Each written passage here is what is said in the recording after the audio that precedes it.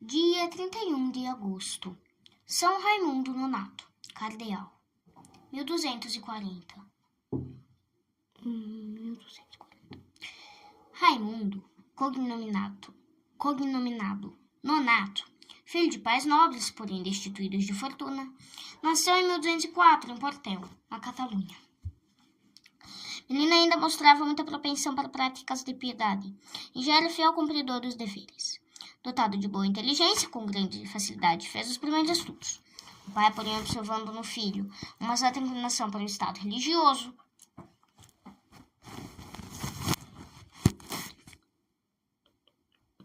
encarregou da administração de uma pequena fazenda.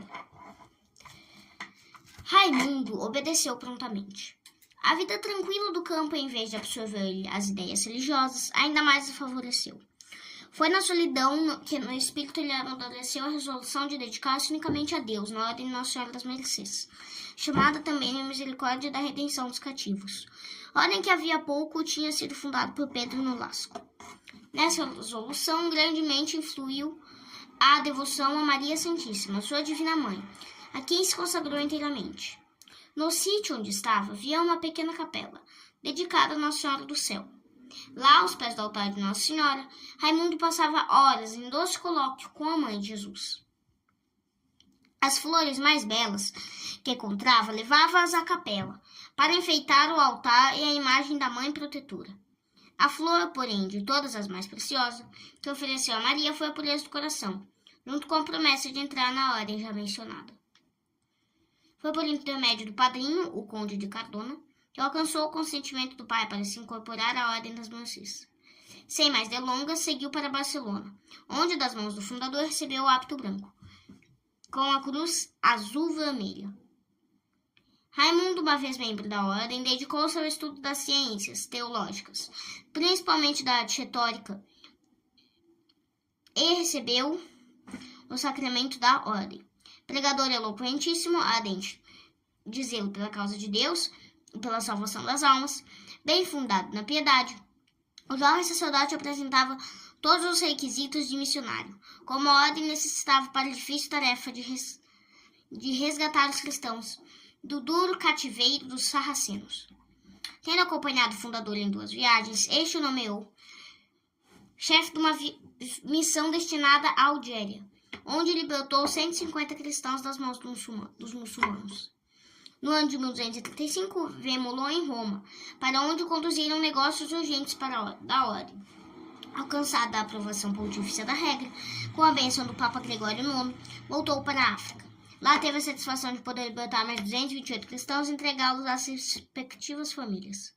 Quando, porém, os recursos começaram a faltar, Raimundo ofereceu-se a si mesmo como refém, pela liberdade daqueles cristãos que mais sofriam, cuja fé em maior perigo se achava de naufragar. Com bom ânimo sofreu todos os maus tratos, a inclemência do sol abrasador africano e as torturas a que os muçulmanos o sujeitavam. Com palavras do conforto pelo exemplo, reanimava os pobres cristãos, que dificilmente suportavam as cadeias da escravidão. Uma atenção particular dava àqueles infelizes que tinham negado a fé cristã para obter um alívio nas torturas e um tratamento mais humano da parte dos sarracenos. Tão insistentes lhe eram os pedidos, tão irresistíveis os argumentos, que muitos dos infelizes apóstatas voltavam arrependidos ao seio da igreja e faziam penitência.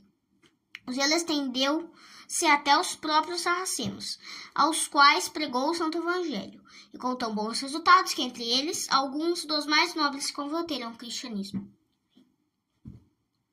Isto fez desencadear uma terrível tempestade contra o santo missionário. Os magistrados sarracenos condenaram-no a penas crudelíssimas, e só o receio de perder pingües resgates fez com que não condenassem à morte. Mas os juízes desumanos excogitaram um modo verdadeiramente diabólico de não só cruciar o homem de Deus, mas impossibilitar-lhe também a pregação. Mandaram-lhe perfurar com ferro em brasa os 2 lábios e fechá-los com um cadeado. Assim pensaram, não falaria mais do Cristo, não enganaria mais os filhos do grande profeta. Maomé. Raimundo sofreu durante 8 meses prisão duríssima e atrozes torturas. Seus lábios lhe estavam vedados de pregar, mais eloquentemente falavam as feridas, mais alto bradavam as cadeias, mais persuadiam as dores e a resignação do servo de Deus. O cárcere era constantemente visitado por cristãos e sarracenos que, vendo o santo missionário no martírio, se edificavam pelo exemplo raríssimo que lhes dava de fé e constância. Com a chegada de novos missionários, veio também a libertação para Raimundo. E com a libertação, uma nova era de trabalhos apostólicos. Chamado pelo superior à Espanha, para lá seguiu, onde esperava alta e justa recompensa. O Papa Gregório IX tinha uma elevada dignidade cardeal da Santa Igreja, em atenção às suas altas e raras virtudes, como também aos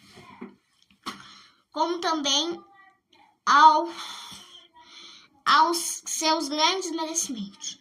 A entrada do missionário em Barcelona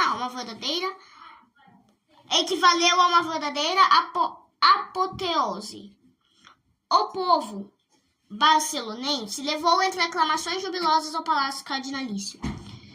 Raimundo, porém, preferiu continuar a vida de religioso e trocou os salões do palácio pela cela do convento.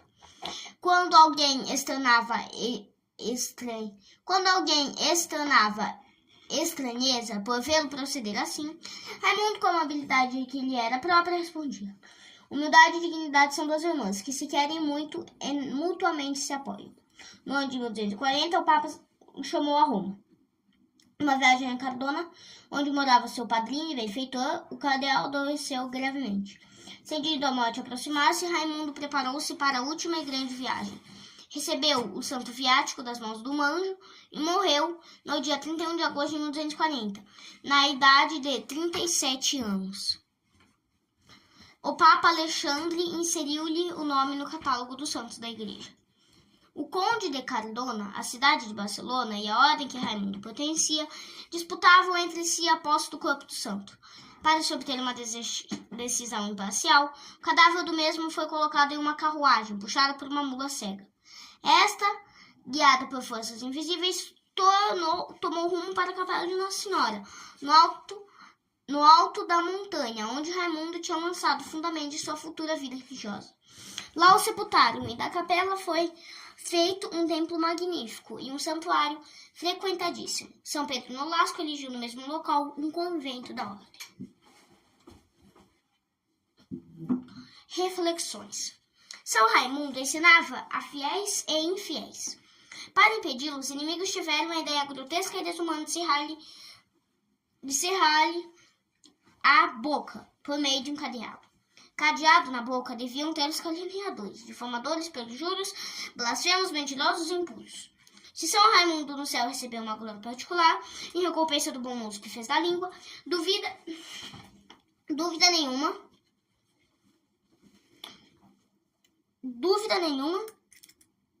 pode subsistir a respeito daqueles que da boca fizeram um instrumento de pecado contra Deus.